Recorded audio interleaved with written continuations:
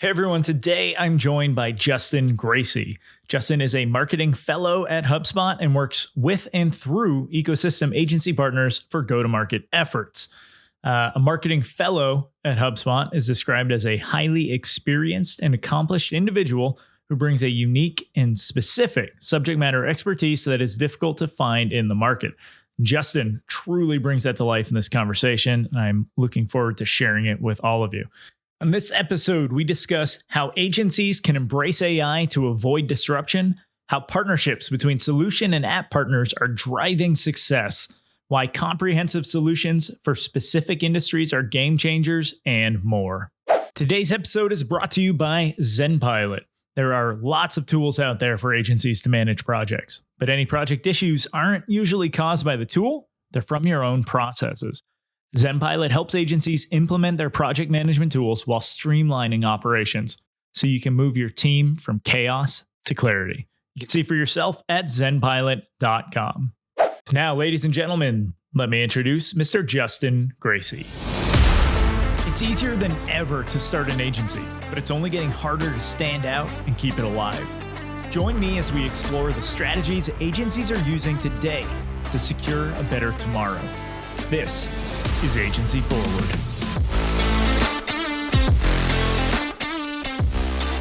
How can agencies avoid the disruption caused by AI? Yeah, no, that's been obviously a hotly debated topic on LinkedIn recently. There's been some fun threads I've been following. But I'm in the camp. There's definitely two camps right now, which is AI is going to steal our jobs, ruin our business. And then there's the other side that's, hey, there's a ton of opportunity here. And I'm in that second camp. Like the disclaimer up front is that I don't work at an agency. I don't come from an agency background other than working with agencies every day and our partner ecosystem here at HubSpot. But really my take and what I've been seeing is that the partners that are going to avoid disruption with AI are the partners who are leaning into it and not leaning out of fear.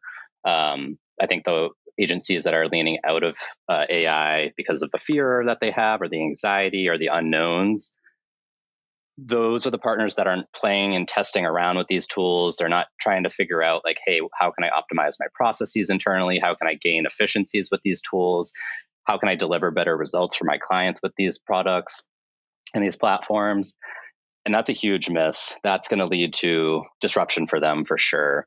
But on the flip side, with the partners that are playing around, they're testing on a daily basis, they're trying new tools, they're having conversations with their clients about AI. Those are the partners that are, I think, already starting to win more. And they're going to avoid, I think, total disruption for sure. There's, of course, going to be changes to how they work, but that's like been my big thing so far. Right.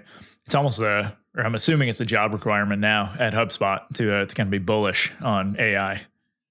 Yeah, no, it's been for us, we've had a directive, and luckily we've got like the right resources to be enabled through it, but the directive to get involved with AI, to start playing around with it, testing it. And we've been given like the tools to go do that in a safe way where we're not, putting any of our data externally into these other platforms. We've actually built our own internally that we can test around with, use. But yeah, it's becoming it's definitely a standard for HubSpot at this point as a business. Right. I guess how much of a culture shift is it where you get a lot of team members, I'm sure, who are fearful initially of AI taking their jobs, but instead having, it coming down from higher that like, no, we want you to go explore so we can make your jobs better. Right. And actually like leaning into that. Yeah. I think there's definitely been more concern and anxiety for it on like the content side of the house with marketing of if you're a blogger, if you're creating content offers, things like that. I think it's starting to trickle in a little bit, not just at HubSpot, but in general of like other functions now where AI can be applied. But yeah, it's been more of a, hey, we're going to create a task force or a tiger team internally that's going to take your ideas on how you would like to use AI, the different tools you're seeing out there, and then they're going to evaluate, implement some of these for you to use. So they made it really like a collaborative process, which I think has helped reduce like the anxiety, and it's more of like enabling us to get involved with it, which is I think helping in a big way. Right. I was on a webinar actually last week just to learn more about Content Hub. and Gabe and his team were doing a great job of like fielding the questions where it seemed like everyone was just like, oh, this is going to let me do everything so much faster. And I think it was Lucas jumped in and just gave like this. It's like the goal isn't necessarily just to do things faster, but it's to free you up to do things better. And it was like hearing that from HubSpot, who's really like promoting all of these AI tools with the new content hub and stuff, was pretty powerful. But in the chat, it was still people just talking about how it's, oh, I can get more content out now and do all like, do you find agencies are probably like focusing on kind of the wrong side of this? Yeah, yes and no. I've seen both. Like the more and more and more model, I think it's only going to go so far, and it's actually going to start. Mhm. It's already penalizing people who are doing that. So Right. the whole, and this has been like HubSpot's message too with all of our products, is that a volume game is not going to win. It's a quality game that's going to win. So quantity and quality, like you need to balance that.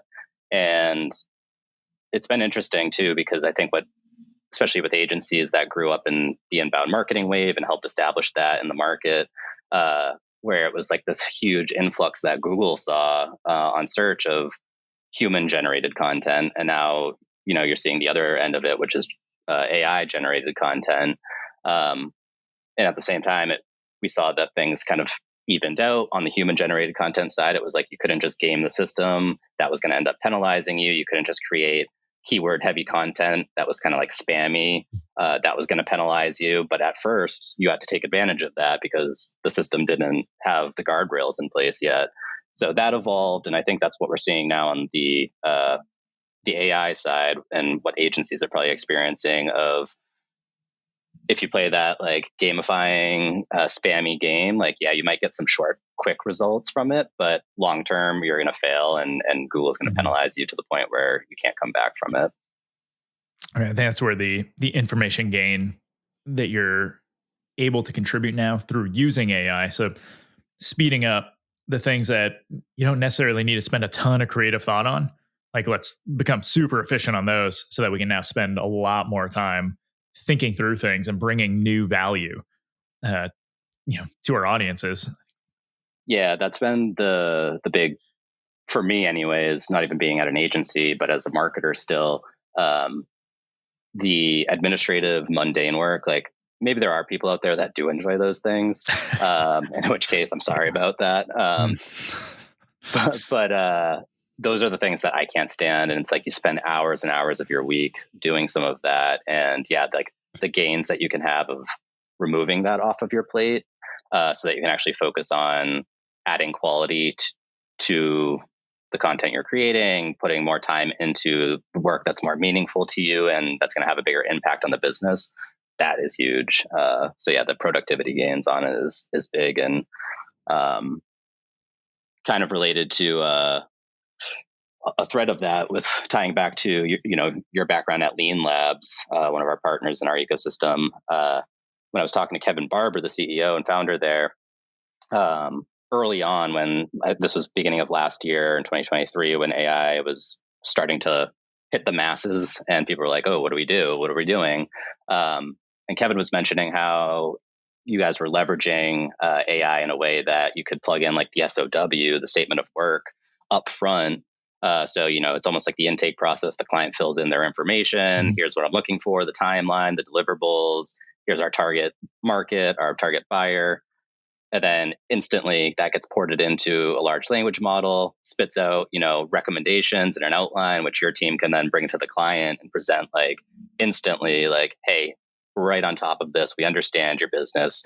So those in the agency world, like those are the types of examples of like use cases to get those productivity gains of removing that mundane work. So that way you can actually focus on the client work rather than like the administrative work. Right. We had tasked one individual on the team who was really good at writing prompts. And his job was to just go interview the rest of the team and see how you can make their lives easier using AI. And that was his responsibility for a bit. And so like there's a lot of really cool things that came from that. And Kevin's going to have some awesome I mean, they're packaging it all into something that other people can benefit from. Like that's going to be great once he announces that and gets it out there. Yeah, Yeah. that's super cool. And like that, yeah, that's like the whole point of like leaning into AI. And like HubSpot did a similar thing. Like I said, it was like, hey, we're going to give you the tools. We want to hear your ideas. We're going to start like giving you these things to work with. And again, I don't think all agencies out there are doing that. And that's definitely a risk of being behind in the game. So, yeah, the sooner you can do that, the faster I think job roles even evolve into AI content marketers and AI, MarTech marketers and operations folks. So, Right. So inbound has been like a cornerstone of HubSpot's approach to marketing and everything. Do you find now with AI being like coming in, kind of disrupting some of the content game, are people looking for, or agencies specifically, looking for other approaches more openly, like now bringing in more outbound, more like nearbound, like really just focusing on other elements rather than niching into like inbound methodologies? yeah, definitely for sure. I think we're all feeling the impact of AI and AI generated content on, obviously the search results in Google and what that's turning into. And so agencies are definitely feeling that impact. It's hurting. Or AI is burning the search results essentially temporarily. We'll see what happens next. But for me, it's more about, yes, outbound is becoming a bigger thing again. And you have to do that in the right way. It can't be spammy. So again, taking like the inbound principles of like giving value before extracting value and all of those types of things need to apply to outbound as well. Because we know that outbound's even struggling with the way that buyers are shifting their behavior. But it's not just about outbound. I think there's still this component of inbound that I often see overlooked in the agency world, which is like a bias towards just written content for inbound marketing. So again, writing blogs, content offers that are going to surface in Google search results or Bing search. You can't do that solely today to win. You actually have to go and expand into new channels that are still inbound channels. So HubSpot especially is leaning heavily into YouTube right now. We've got our whole like podcast network, our YouTube network. And like those are the channels that are starting to see a huge uptick because those are where buyers are going. They're not just going to the Google search results to look for information and help. They're going to YouTube to get how-to education. They're looking to Reddit community forums to get like their peer feedback. They're going to TikTok now, which we'll see how long that lasts here in the US. But those are all inbound channels to me, but oftentimes I think they go overlooked by agencies because they think inbound marketing is content, SEO, etc. Right. Well, and I think so. I've talked this on a bunch of podcasts now. Buyer behavior is changing, but it is probably a little surprising to go to TikTok looking for like B2B type content. Right. Same thing. Even YouTube to an extent. It's like I think that's shifted in recent years. It has. And that's why I think it's such a great untapped opportunity too, because it just wasn't there before. But now we're seeing more and more B2B content popping up in those channels. And you have to get like the message and the content right channel by channel. Trying to remember the company. I'm lapsing on it right now, but I was on TikTok and they did it really well where it felt like just regular entertaining TikTok content. But then it tied, had, stitches back into their brand and their product in a very light way, but it kept it engaging and it wasn't like an ad or anything like that. So getting the content right for each channel is also key. Can't just put it all on the same content on every channel. Right. And similar to what people are doing with written content, like there are AI tools and ways to expedite some of the creative process so that you can actually make your content now stand out on all these different channels. Yep. And I think, but like even looking at outbound approaches, one of the things that Marcus Sheridan brought up on our episode was uh, you can find an AI sales rep and like something, I think it was air.ai. And Yep. it's like, you really can't tell. Like if you're not paying attention, like it's a little terrifying, right? That it's a person or not a person. And Yeah. The SDR world, that is super interesting when it comes to AI. I personally haven't dug in deeply there, but I know like Kieran, who's on the Marketing Gets the Grain podcast with Kip, Mhm. he has been digging in there, and I think he's invested in a few AI SDR platforms. But yeah, I think in the next few months that's going to start heating up even more. But it is becoming kind of remarkable what can be done. Yeah, no, it is everywhere, which does bring on the question of like what can you trust these days, right? So if people are coming in being skeptical about everything, then inbound methodologies where you're trying to actually build trust and bring people to you now become more of a requirement really for a business. And so I think you have the great resurgence of inbound. Yes, for sure. And that's what Google is even starting to, again, they're always iterating on that, but like rewarding high quality content that, ties in, when you have other thought leaders that you're backlinking or quoting and including in your content, that improves that trust throughout it. But yeah, the whole idea with like misinformation or not trusting the content that's spit out, that's a big issue and something that the whole inbound principle, I think, can bring life back to. And you're even starting to see this now with when agencies are thinking about their consultants or their content marketers being displaced by AI or made obsolete. There's new jobs opening or job roles that are evolving now to start building into that trust pillar of like reviewing the content that AI generates and not just relying on it being 100% AI generated. It needs to be collaborative with AI and the human, and then making sure that a human's going through it and reviewing for accuracy of the data, all the sources. Did it quote somebody by the wrong name, and now you have to go make sure that matches up. Like those are all things that AI currently doesn't get perfect, and that's where the human element has to come in to maintain that trust. For me, at least. Okay. So I want to talk about the HubSpot ecosystem because a lot of agencies are tied in there.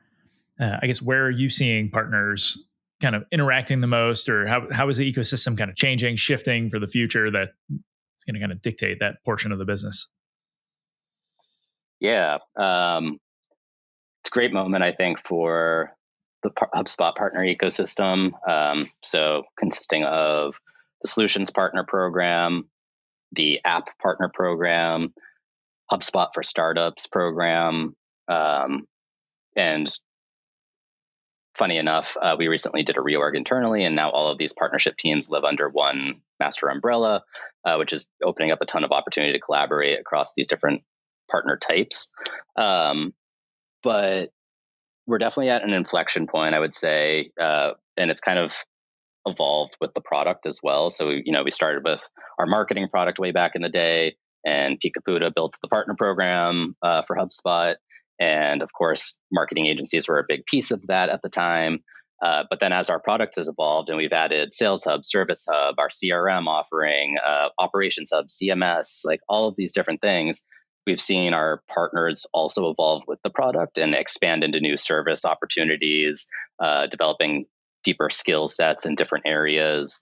So I've kind of call them like the full flywheel partner type, which is like they can kind of do it all across all of our products. We've seen that happen throughout time in our ecosystem. And then we've got partners who have maintained where they started of just like, hey, my niche is marketing and I'm going to stick to being a marketing agency. And then there's always going to be a place for that. And then we're now starting to see new partner types coming into our ecosystem. So more of like the technology integrators, the builders that are building new products and apps for our marketplace. So that's definitely been a clear change for where the program's going. And I think it gets a lot of, I don't know, there's a lot of feedback we've heard out there from different partners around, HubSpot's, of course, growing and trying to go up market and sell to larger organizations in the enterprise space. And I think there's this feeling for some partners that HubSpot might be like moving in a different direction and leaving them behind. And they feel like, maybe the HubSpot ecosystem, it isn't the same place that it started at. But really my take on that is that HubSpot has grown around the small business segment, and our products were built for that segment originally, way back in the day. And then we also built a partner program that could serve that segment. And then over time, we've had to evolve as our product offering has evolved, as the market has evolved. And the way I put it is we've built a great muscle around that small business segment. And, the marketing agency world, like we've gotten that really tight. But what we haven't yet mastered, and where the big opportunity is for us, is going up market and establishing that whole new muscle. And that requires understanding new buyers, new buying committees, how the sales process is totally different. The services are very different for, needing to connect a large tech stack that consists of hundreds of applications, not just a couple applications in their front office. So I think the reason why some partners feel this way of like the ecosystem growing away from them is that we're putting a lot of attention in this new bucket of us building this new muscle. And it's not to say like we don't care about the other muscle anymore. It's like we just know that's a well-oiled machine at this point, and now we just need to put some resources towards this other end of the bimodal strategy. So that's been like a clear future of the ecosystem for me, is the bimodal strategy that we have of going down market to the small business segment and then up market to the enterprise segment. And some partners will play in one of those. Some can do a little bit of both, or they're maybe sitting in the middle. But that would be my advice for, I think, some of the partners out there, is just because we're putting time and energy and resources and messaging in this one place that's new to us doesn't mean everyone needs to run to it. Yes, you can, and there's a path for you to get there, but there's also plenty of business opportunity and growth in that small biz section with marketing services. It's just like, we just need to go build this out, and there's paths for you to get there if you want. And we're seeing that happen in the ecosystem too, with different things that partners are taking as approaches to do that. Right. Have you seen any shift in kind of the thinking now that channel account managers have been kind of swapped out with whatever the new role is? I can't think of the title right now. But like, have agencies seen, are they talking differently now that they have someone who is also working with them on just how do we help you go to market, right, with all of this? Yeah, I think we're definitely in a transition period right now. So what you're referring to is the CAM, channel account manager, and then the channel consultant, the CC, we used to refer to it as. So basically, partners each had both of those roles. They had a channel consultant and a channel account manager, both mapped to them. But over time, the swim lanes got very blurry around like, who do I go to for what problem, who's focusing on what. And that compounded when we started moving the channel account manager role to be less about being a quota carrying role on the sales side and actually just helping partners develop their own sales muscle. So it was like, well, do I go to you for development? Do I go to my channel consultant for that? And that's really where we saw like the consolidation to a single partner development manager, the PDM role now, making a whole lot of sense. There's a lot of acronyms and abbreviations. But with that, there's, definitely some bumps that we're seeing right now with partners having to reestablish relationships with new partner development managers that they hadn't had before. The process looks a little bit differently. Maybe they're not getting the consistent communication upfront immediately just yet, but this is also because PDMs are going through this transition internally as well. So we're training them, enabling them, making sure that they have the right process and they're mapping to it, so that, I think over the next few months going ahead, now that we've been a couple months into it, we're going to see that smooth out. And I think it's going to be a game changer for partners to have a single point of contact who's like their support figure. They're going to be coaching them, developing them, and facilitating like what they need internally. So definitely a little bumpy, I think, at first with any change in transition, but I think it's definitely the right direction for the ecosystem. Yeah, and I would agree with that. So at every point, and you've probably heard this directly from agency owners, at some point, every agency owner says something to the effect of, I should just own a SaaS company, or I should just have some tool that I can sell instead of doing all of these services. I know a lot of agencies that have now created things that are in the app marketplace at HubSpot. Have you been noticing a trend with agencies also kind of creating that separate offering now and getting further involved in the ecosystem? Big time. That is a major trend that we're seeing right now, and we're actively encouraging at the moment. So when I joined HubSpot over 5 years ago, we had just kind of built the app marketplace. I think at the time it was a big milestone to hit 100 app partners in the ecosystem, and now we're 5+ years later, we're probably approaching like 3,000 app partners. I might be inflating that. It's definitely over 1,500, maybe closer to 2,000 at this point. So as a whole, the HubSpot platform is attracting other vendors into the ecosystem. Your Aircalls, your Zoom Infos, your Sixth Sense that's been here for a while too. But all of those partners are now, or businesses are partnering with us and building integrations, which is great. But then, like you mentioned, we saw partners early on starting to launch their own products in the marketplace. And for them, there was like a really cool use case of, yeah, I can offer an app and customers can install it, and maybe I'll get some revenue from that purchase of my app in the marketplace that they're using. But also, whether you have a free app or a paid app, that's a huge lead gen stream for your services side of your business. So, I've seen Aptitude 8 with, they partnered and launched Happily as a separate company, but it's under the same umbrella. And Bayard Bradford with Data Warehouse as one of their products that they have. I'm trying to think, it's an Instrumental Group has a couple products out there, New Breed, there's a ton of them. But I know for Aptitude 8, I've had good conversations with them about, they can have their product business that drives revenue, but then it's like, hey, let's talk about the services you now need now that you're integrating our product in with HubSpot. What do you need help with there? We actually have this whole side of our business that can support you. So that has been a great mix and kind of like a flywheel for them.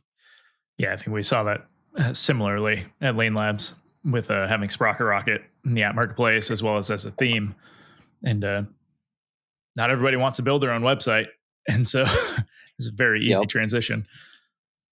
And with Sprocket Rocket, the cool thing that has happened with that too is that it wasn't just customers purchasing Sprocket Rocket to build their own websites. It was other agencies in our ecosystem that were partnering with you all to say, like, I'm going to offer Sprocket Rocket as like the go-to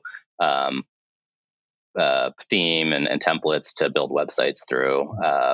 So like that's been a huge recurring theme for as long as I've been here too, is like the whole partners helping partners aspect to our ecosystem, which is very different from a lot of other ecosystems out there. Yes. Yeah, I would agree with that sentiment entirely. Yeah. I think some of the first, when I started this podcast, some of the first people I reached out to were HubSpot agencies that I knew from being a HubSpot solutions partner. And the response was just so positive and so quick to make things happen. And yeah, that is definitely something worth voicing, like vocalizing and promoting more about the HubSpot ecosystem. Yeah. And I'm curious from your end too, like in terms of when it comes to saying like, hey, we want to launch a new product in the marketplace, or maybe it's Sprocket Rocket that's been there for a while. For you, is it you kind of had to go out on a limb and kind of take that lead yourself as a business to go build that, you're funding it and all of that. We're starting to see now from the HubSpot side, whether it's investments into some of these partners out there, like I believe Arrows has gotten investment from HubSpot, or Happily, there's been others as well. But for you, like, how does that feel for you, like in terms of opportunity to see like a company investing back into the partners to say like, hey, we want you to build these things, like we need this, and how much quicker that can actually accelerate the build and launch of those? I don't know if you have any thoughts on that. Yeah, I mean, no, it's huge to know that there's potential support if you can find a mutual win for the environment. I'm a huge fan of positive sum games, Yep. and so it's like, yeah, we're gonna win, right? We're in business, we have to win if we want to stay up. But is there a way that we can win with everybody and actually bring everybody up? Because there really is enough money to go around. Yeah. Like it's not as small a pool as we think it is. But with Sprocket Rocket, so that creation of that started before I was even with Lean Labs, but it was the idea like we need a tool to be able to do this better. And so it was a very self-serving tool, but then it was like, hey, other people can benefit from this. Let's get it out there. Let's, set it up so other agencies can use it, customers can use it. And I mean, we've used it for multiple HubSpot builds as well, like some landing pages, different things like that. And like it's a very versatile tool, helps a lot of people. It's awesome. But knowing that like if it does benefit HubSpot to that level, like that they would be willing to put money back into it in order to promote it, to get it up, like built, refined, like yeah, that goes a long way for especially for smaller companies. That it's like you got that idea to help people, like that could be a huge win. Yeah, and like you said, there's like no shortage of opportunity at this point, and I think that's what has also facilitated that like partners helping partners mentality of like like I don't have to worry about giving you my IP or my like any of that. Like there's going to be plenty of business for me to go out to get, for you to go out to get, and we're just seeing more and more of that unlocked. And like when it comes to partners building for our app marketplace and building solutions and customizing HubSpot, in particular as we go up market too, but like industry verticals, that's like somewhere where we want partners to really own that space for HubSpot, similar to how Salesforce did this really well with partners building on their platform, building the CRM for financial services, and having it productized. We're seeing more and more of that pop up, whether it's for home builders or manufacturing with like custom integrations into NetApp or any of those solutions that a manufacturer will need or use. But for me, that's a huge opportunity going ahead. We've been talking about it at Ecosystem Kickoff with our partners this year about whether you go like very deep in a vertical or at least choose the few that you want. Like even just like positioning yourself around those is a huge opportunity, but then building specific solutions for each of those industries is going to be game changer. And it's what our buyers actually need. So like in terms of the app marketplace, we're seeing an influx of that focus, but there's still a ton more when it comes to that. Yeah, that's something I was talking to Pete about, where like the number of times like we get asked like, oh, what agency would you recommend for this? It's like, if I don't have a bucket that I can put you in, right, as an agency owner to know like, right, housing, I will send everyone for housing projects to you. If I can't do that for you, like you're just getting piled in with everybody else, and I'm going to send them to the Yep. HubSpot directory, and someone's going to have to sort through, and you're now in competition with everybody. But I also didn't think Yep. about it from the app level. Like there are other solutions that can be provided on like down to that granular level of detail. It could go a long way. Yeah. And to your point of who should I recommend when I'm seeking out a services partner, branding and messaging and how you position your business is so critical. And yeah, being more of a generic partner and how you represent yourself, like you'll still have business and all of that. But when someone's seeking out a specific need and a specific solution, the more you can showcase that at the very least. Like I've seen some of our partners, you go to their website and the navigation, they have like an industries drop down, and they're not choosing every single industry in the world because that's not going to help either. It's here are the 5 or 4 or 3 industries, or maybe in some cases one industry that I specialize in, and have messaging around that, have case study and proof around that, have services that you offer that are specific to that industry. That's somewhere that I think a lot of partners could lean into a little bit more going forward. Like I know we've got, if you're in the roofing business and you're looking for a partner, like we literally have a business or a partner called Roofing Business Partner. Or if you're looking for property management solutions, and a partner that can help there, like Geekly Media has really established that as a niche for them. HubGem, they focus on education as like their vertical specifically. So like those are like very narrow examples. But on the app side, you're seeing, not just building apps for each of these segments or industries or whatever it might be, but it's also about, can you connect the technologies into a full stack that you can offer to any of those? So you don't necessarily have to build and launch a product that's specific to that industry, but you have to actually know what platforms, what software is that customer using oftentimes, and then like how can we become experts in all of those pieces of software, and then be the one that orchestrates and connects it all and integrates it. We're seeing more and more of that. So partners who are partners with HubSpot, but now also partnering with some of the app partners we have in our marketplace. And that's another big theme of itself for this year, heading into inbound, is how can we bring solutions partners and app partners together closer? And we're seeing some big wins with that. Six and Flow, they've established a relationship and partnership with Dialpad, and they're doing some really cool stuff there. And the Better Together story of customer intelligence platform, plus the customer platform with front office tools with HubSpot, plus the service provider that can kind of bring all of those things together and orchestrate it for you. Like that three-way is like so big right now. Mm-hmm.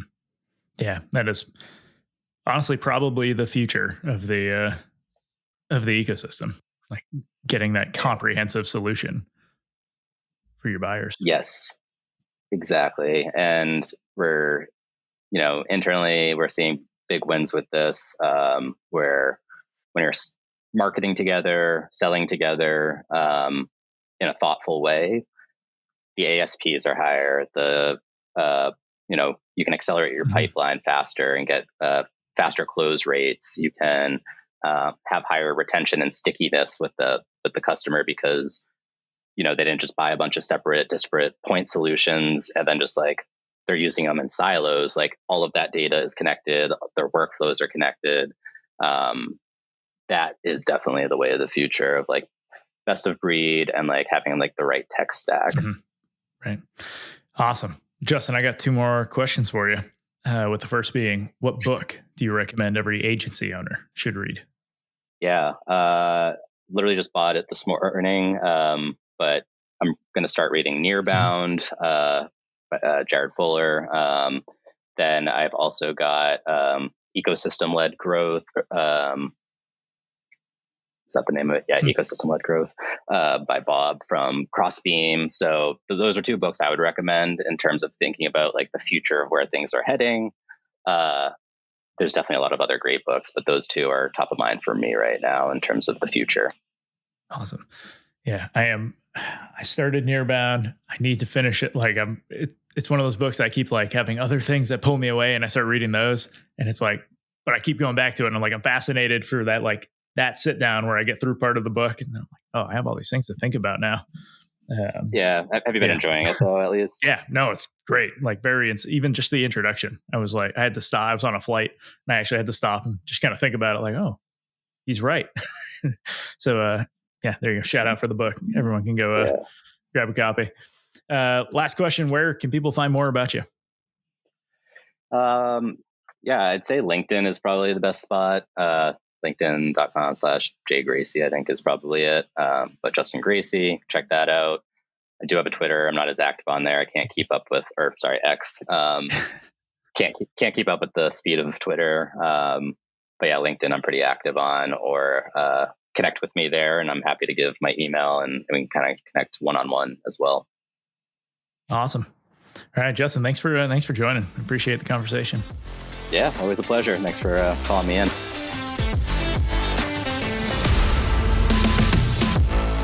That's the show, everyone. You can leave a rating and review, or you can do something that benefits you. Click the link in the show notes to subscribe to Agency Forward on Substack. You'll get weekly content, resources, and links from around the internet to help you drive your agency forward.